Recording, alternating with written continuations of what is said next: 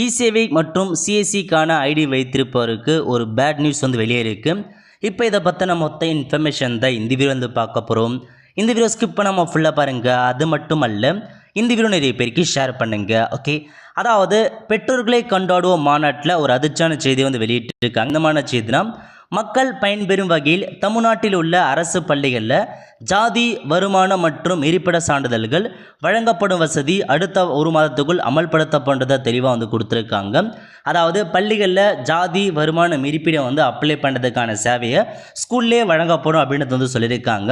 அது வந்து அடுத்த ஒரு மாதத்துக்குள்ளே அமல்படுத்தப்படுறதை சொல்லியிருக்காங்க. ஸோ இதுக்கப்புறம் ஸ்கூல்லேயே அவங்களுக்கான இன்கம் நேட்டிவ் கமிட்டி அப்ளை பண்ணி கொடுத்துருவாங்க. ஸோ இது வந்து பார்த்தா ரொம்பவே வந்து ஒரு பேடான நியூஸ்னு வந்து சொல்லலாம். ஏன்னா இதுக்கு முன்னாடியே வந்து தமிழகத்தில் நிறைய இ-சேவை வந்து பார்த்தா வந்துச்சு. இதுவே நிறைய பேருக்கு சர்வீஸ் இல்லாமல் இருக்காங்க. ஸோ அதிகபட்சமாக நமக்கான சர்வீஸ் பண்ண வரதே ஸ்கூல் ஸ்டூடெண்ட் தான். ஏன்னா அவங்களுக்கு தான் வந்து